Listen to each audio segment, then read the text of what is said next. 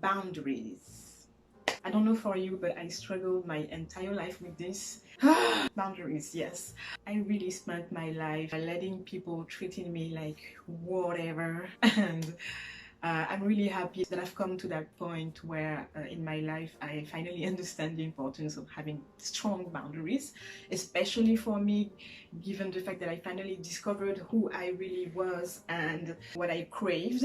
I lived like this for so long. I let people really invade my personal space and ruining my health. This video is definitely for those who are struggling with the idea, of setting boundaries. I'm not going to go deep into how exactly putting your boundaries, even though I could make a video about that too, but this video is going to be really about giving you the motivation and giving you the right trigger for you to deeply understand how important it is. And after this video you should be like, oh my god, oh my god, of course. I can't live like this anymore. Oh my god, okay, let me set my boundaries right now. Of course. So yeah, if you are at an advanced stage of healing, because obviously for most people also there's a lot of trauma. Again, no mysteries about that, psychology has no mystery for anyone nowadays. So trauma, doing whatever works is needed. You're at an advanced stage of that, of healing, or you just need a real push to really get started, to really get out there and understand, like, yeah, get this trigger, like, okay, let's do it. I really needed this, and I gotta say that this little example, if you have watched my other videos, you should know that I love images, illustrated example. The simplest the better, because in the end your mind is just a little kid. So the simpler, is that how it says? The simpler the better. So boundaries is a must in relationships. So the example I'm gonna give you is literally very simple. Is the example of a house. You are, it's not a figure of speech, you are a house. And no, contrary to what you might be thinking, boundaries are not the alarm system. The alarm system is your mind. Boundaries though are literally the walls, the house itself, the fence, whatever suits you better. So you see where I'm trying to take you? Not having boundaries is literally living on the streets, man. You're living on the floor in the streets, man. That's terrifying. Just with that image I was really like, oh yeah, okay. That makes sense. Yeah, having literally no walls, it doesn't make sense. You can't live like this. You can't live like out there, literally living on the streets. There is not even like a little fence to state like this, I live here. No, I mean, it's not possible to live like this.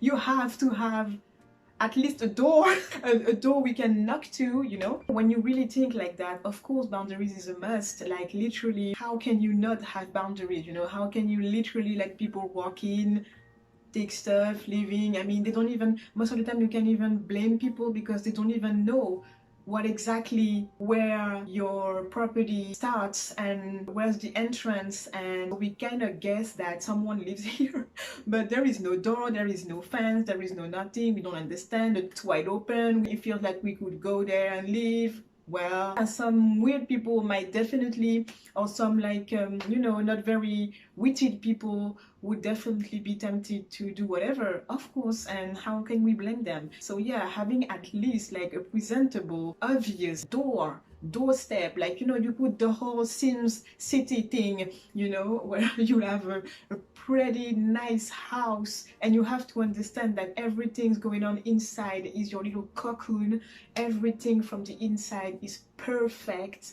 You are completely safe and sound inside of your own house, inside of your own private space. Inside of that, absolutely nothing can happen to you. This is so cozy and safe, and absolutely no one uninvited can come here and bother you. You have to understand how important it is to have an obvious, visible door, and I would even say gate, walls and roof, everything to make it clear, okay, this is Prissy's house. Okay, got it. And there is like a little sign written, please knock, or please take off your shoes, or a doorbell. The first thing first, a doorbell. Living with just no curtains terrifies me. Like, I don't feel like comfortable having everyone like, this is awkward. So can you imagine having zero even wall? And literally, like, you walk down the street and you sit there and this is you.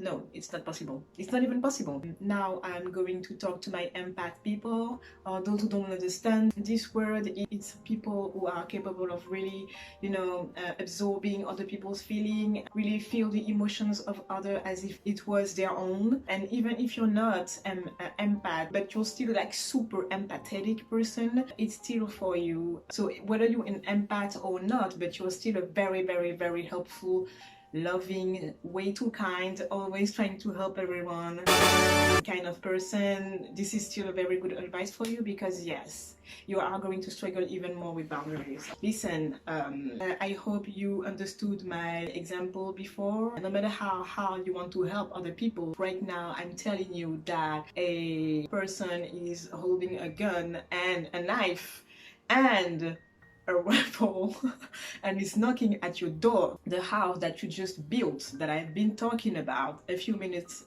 earlier, okay? Now, a person with a knife, a rifle, and a gun is knocking at your door. Are you opening the door?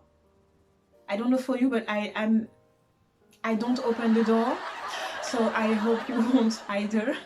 It's beyond obvious, it needs to hit like that, so you understand how violent it is sometimes when you let people treat you like nonsense, that's why I wanted to address to my empath people.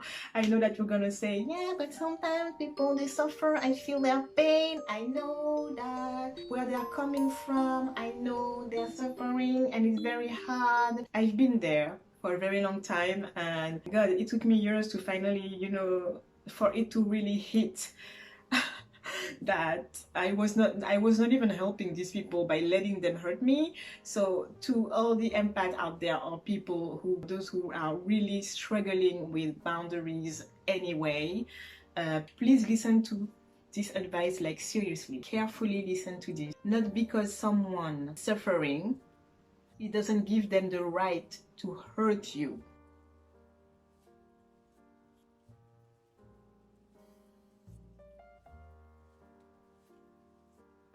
I'm gonna say that again, just to make sure. Not because someone is suffering, and you can see it, it doesn't give them the right to hurt you. They don't get a free pass to treat you like whatever because they're suffering. If right now you come across a serial killer or cannibal and they want to eat you, okay, alive, with tomatoes and salsa sauce, do you let them? Or do you run?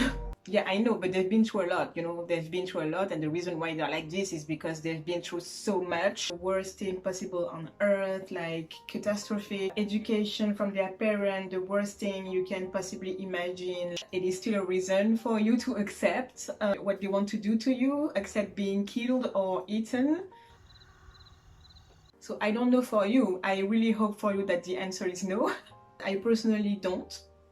And I'm gonna be honest with you, it took me really a long time to really understand deeply that not because someone is hurting doesn't give them the right to hurt me. Yes, I know where you're coming from, but this is still not a reason to hurt me. I'm not going to let you.